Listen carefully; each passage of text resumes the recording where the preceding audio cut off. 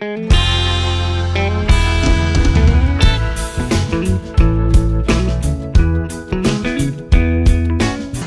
2018, o IFCE está comemorando os primeiros 10 anos de funcionamento nessa nova institucionalidade. Com pouco mais de 2 anos de criação, a Corregedoria do IFCE tem a árdua missão de apurar os possíveis desvios de conduta dos agentes públicos que são lotados no IFCE.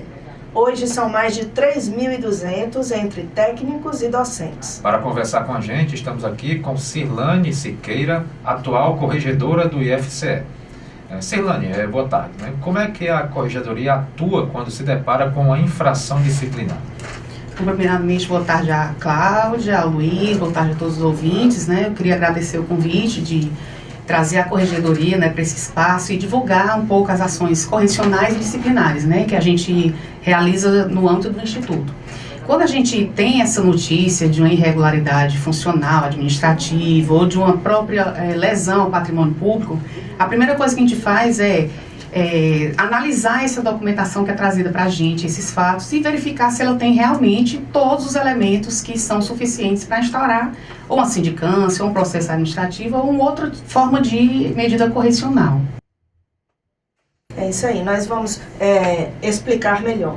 Assim, se eu tenho uma queixa contra um servidor, eu procuro a ouvidoria ou a corregedoria? O Instituto Federal, ele aderiu à rede de ouvidorias públicas do Poder Executivo Federal, Então, esse órgão, que existe, inclusive, na estrutura do nosso Instituto, como ouvidoria geral do Instituto Federal, é responsável por acolher essas manifestações, seja na forma de reclamação, elogio, pedido de solicitação e denúncias. Então, a ouvidoria tem essa atribuição institucional de receber essas denúncias e, a partir do momento que verifica que ela traz, no seu texto, uma notícia de uma infração, de um desvio administrativo, essa denúncia é encaminhada para que a Corregedoria promova os procedimentos de apuração. Desculpa, Cláudia. Não, é porque assim, é um pouco confuso. Existe a ouvidoria, a corregedoria e a auditoria. Qual o papel dos três? A ouvidoria, ela faz esse elo, essa ponte de ligação entre a sociedade e a administração pública, A corregedoria atua de forma, digamos assim, de forma parceira com a ouvidoria, no sentido de que a ouvidoria não compete apurar nenhuma irregularidade, Quando a irregularidade acontece, ela é encaminhada para que a corregedoria faça os procedimentos digamos assim, apuração de investigação e até a aplicação de penalidade, A auditoria, na verdade, ela já compete a verificação antes mesmo dessas irregularidades acontecer, fazendo gerenciamento de risco, Uma outra está mais ligada à questão da governança em si. A corregedoria está para corrigir e eventualmente aplicar penalidades, E a ouvidoria começa a realmente passar, ela precisa que a gente tenha essa atribuição, porque a ouvidoria não compete apurar nenhuma irregularidade. Você está ouvindo o programa IFCE no ar, a gente está conversando aqui no quadro Diálogo com Cirlane Siqueira, atual corregedora do Instituto Federal do Ceará. Cirlane, dentro da administração pública, quais são os requisitos de uma denúncia válida? É preciso colher documentos? Como é? Ou só a denúncia verbal, escrita, sem comprovação de nada válida? Assim, o artigo 144 da Lei 8.112, que é o nosso regime jurídico único, ele diz lá os requisitos para uma denúncia ser considerada apta, para instaurar a imediata apuração. Ela deve ser escrita e deve conter a identificação do denunciante, com endereço também. Mas o que é que acontece? Exatamente pelo todo o movimento que existe no combate à corrupção, à impunidade, já certo de que essa exigência de identificação pode gerar realmente uma impunidade, porque as pessoas não vão querer se identificar. A Controladoria Geral da União, que é o órgão central do sistema de correição do Poder Executivo Federal, admite essas denúncias que sejam feitas de forma anônima, Mas a gente precisa alertar para o fato de que uma denúncia anônima, embora colabore sim para o início de uma apuração, de uma investigação, ou pelo menos assim, levante a bandeirinha vermelha de ter alguma coisa errada, né? Por outro lado, aquelas infrações que precisam da comprovação, da caracterização de uma vítima, né? Se essa vítima se omite em se identificar, a investigação acaba caindo no vazio, né? Então, para a gente provar a materialidade de algumas infrações administrativas, e aí aqui eu gostaria de citar como exemplo, no caso de uma agressão verbal, uma agressão física, as próprias situações de assédio moral, assédio sexual. Então, a gente precisa que as vítimas se encorajem, né, e demonstre e identifique-se para a gente poder conseguir apurar e formar o processo e ir até o final. Então a gente pode dizer assim que quanto mais elementos, maior a chance de a denúncia ser apurada e ter um resultado. Sim, com certeza. Mas, Sirlane, assim, se eu não fui agredida, mas se eu presenciei uma agressão, ou eu soube disso, né, de alguma irregularidade administrativa, como é que eu devo denunciar e como é que eu faço isso? Pronto, assim, na verdade, se você for servidora pública, é um dos deveres, está elencado lá no artigo 116 da Lei 8.112, que é o dever que a gente tem de levar ao conhecimento da autoridade superior qualquer irregularidade que a gente tiver ciência, né? E como cidadão, realmente é um exercício de cidadania, né? Tudo aquilo que a gente sabe que está errado com o dinheiro público, né? O ideal é que se denuncie para que seja reparado, né? Essa denúncia, ela acontece da seguinte forma. Como eu disse no início, todas as manifestações que vêm de fora para dentro da administração é feita através da ouvidoria. Então, existe um sítio eletrônico das ouvidorias do Poder Executivo Federal, né, no endereço www.ouvidorias, no plural, .gov.br, onde você, a partir do primeiro, quando você acessa, quando abre a página, já aparece lá no seu lado esquerdo o íconezinho denúncias, né? Daí o denunciante clica lá e o ideal que a gente pede para que quando for descrever o fato que queira ser apurado ou ser noticiado, que coloque com a maior riqueza de detalhes, né? O sistema permite também você adicionar anexos, fotos, documentos, então... Vídeos também?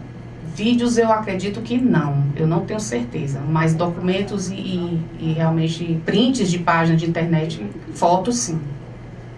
E quais são as denúncias mais frequentes que ocorrem, que você já se deparou, né? E que tipo de punições podem ser aplicadas dentro da administração pública em geral, né? O servidor ele pode ser, não é a palavra, exonerado, expulso, o que é? Demitido, né? Demitido. Que é a pena, assim, na verdade, as penalidades que o servidor público está submetido são advertência, suspensão e demissão, né? Nos casos que a gente tem apurado na corregedoria, em relação a números, a gente se depara grandemente com a questão de descumprimento de jornada de trabalho dos servidores, tá? Acumulação de cargos públicos, e aí a gente também faz um parênteses para a questão do descumprimento do regime de dedicação exclusiva pelos docentes, tá? Mas o maior número, acho que é algo em torno de 70% que a gente recebe de denúncias, infelizmente, notícias de práticas de conduta de assédio moral assédio moral e sexual na relação de professor e aluno. Só desculpa, o assédio moral, que a gente pode citar exemplos de assédio moral? Assédio moral é mais com relação digamos assim, ao trabalho, né? Alguém humilha você, mas não lhe chantageia, não pede uma troca de nenhum favor sexual, né? O assédio sexual já, em contrapartida, né, prevê essa ascendência, né, do infrator com a vítima. Essa relação de poder, né? Precisa dessa relação de ascendência, sim, relação de poder, e tem essa característica de intimidar a vítima. Né? Aquela, só em função do assédio sexual, aquela coisa de o simples dar em cima, aquele negócio de pegar na mão, pegar no cabelo, isso tudo se caracteriza... Pode se caracterizar. Uma denúncia de assédio sexual, gestos, de servidor para um aluno, ou de servidor para servidor também. Sim, de servidor para servidor também. Gestos, expressões faciais, aqueles elogios atrevidos, né? Então, a famosa piadinha. A famosa piadinha. Então, tudo isso sim leva à caracterização de um assédio sexual. E aí, no âmbito administrativo, o servidor perde o cargo público, né? No âmbito civil, isso é considerado improbidade administrativa, porque essa conduta atenta contra os deveres, né, de lealdade, de honestidade, de imparcialidade, que estão previstos lá na Lei 8.429, de 92, tá? E ele ainda pode responder penalmente, certo? Com o agravante de que, se a vítima for menor de 18 anos, essa pena ainda é aumentada. Então, essas vítimas menores de 18 anos, a gente engloba aí os nossos alunos do ensino integrado, né? Então, é bom ter muito cuidado com isso. Então, assim, o IFCE fez no dia no Dia Internacional da Mulher, na semana passada, quinta-feira passada, começou uma campanha de direitos humanos, né, abordando primeiro a questão da mulher. Então, assim, é importante que a gente promova essas campanhas para fazer com que as pessoas se alertem, né, e evitem a infração. Não é isso? Sem dúvida. Então, assim, quais são os canais que a Corregedoria dispõe para receber essas denúncias e essas questões? Pronto, as denúncias são feitas através da página do ouvidorias.gov.br, né, que é feito diretamente no site da Ouvidoria Geral da União, e aí recebem um tratamento e são encaminhadas para a gente, né. Então, denúncias para apuração, a gente solicita que seja feita pela ouvidoria, né? Porque a gente já tem esse canal de recebimento de denúncias. Mas orientações, o servidor está com a dúvida, está sofrendo alguma situação no trabalho, que queira uma orientação da própria corregedoria, a gente tem lá, né, o setor responsável na própria reitoria, e pode encaminhar também por e-mail, dcc.reitoria@ifce.edu.br. Pode acontecer que você está falando que às vezes o servidor, né, ele tem uma dúvida, será que isso... Ainda não quer denunciar, mas será que isso deve ser denunciado? Né? Sim. Porque saber quais provas reunir, não é isso? Pode ser também. Gente, infelizmente nosso programa está chegando ao fim, mas ainda dá tempo das últimas considerações. A senhora teria mais alguma coisa a acrescentar, Sirlane Siqueira?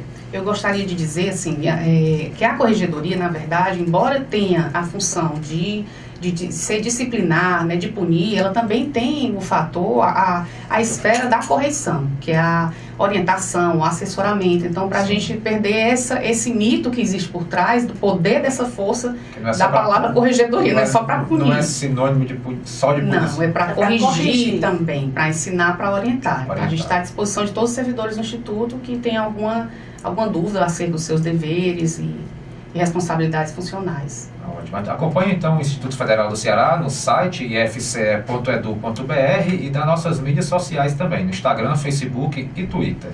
A gente agradece a participação da corregedora do IFCE, Sirlane Siqueira, e o programa IFCE no Ar volta na próxima quinta-feira às 14 horas. Até lá.